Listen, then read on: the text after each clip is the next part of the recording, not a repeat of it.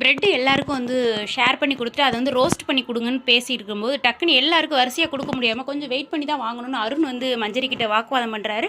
மஞ்சரி வந்து நீங்கள் ரொம்ப ட்ரிகர் ஆகுறீங்க அருண், நான் உங்ககிட்ட பேச விரும்பலை, நான் கேப்டன் கிட்ட பேசிக்கிறேன் அப்படின்னதும் கேப்டன் வந்து சரியாக கேட்காம கேப்டன் வந்து இப்படி பேசுகிறாரு அப்படின்னு மஞ்சரி வாக்குவாதம் பண்ண ஆரம்பிக்கிறாங்க. தீபக்கு பயங்கரமாக கோவம் வந்து எல்லாருக்கிட்டையும் நான் பயங்கரமாக மன்னிப்பு கேட்குறேன் அப்படின்னு சொல்லி கையெடுத்து இப்படி பண்ணதில் தப்பே கிடையாது அப்படின்னு சொல்லி பயங்கரமாக டென்ஷன் ஆகுறாரு. உடனே வேகமாக மஞ்சரி எல்லாருமே பேசும்போது இப்படியே பேசிக்கிட்டு இருந்தால் நான் என்ன பண்ணட்டும் சொல்லுங்கள் அப்படின்னு தீபக் கத்தும்போது ஒரு கேப்டனாக பேச மாட்டேங்கிறீங்க. ஆமாம் நான் தீபக்கா தான் பேசுகிறேம்மா அப்படின்னு பயங்கரமாக தீபக் வந்து கத்துறாருங்க.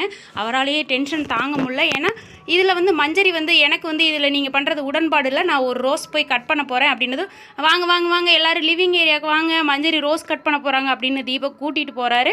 மஞ்சரி வேகமாக போய் ரோஸை இதான் காரணம், கேப்டன் நான் எது சொன்னாலும் வந்து காது கொடுத்து கேட்கல, எனக்கு அது பிடிக்கல அப்படின்னு சொல்லி மஞ்சரி அந்த ரோஸை கட் பண்ணிடுறாங்கங்க. பிடிச்சிருந்தா ஒரு லைக் கொடுங்க.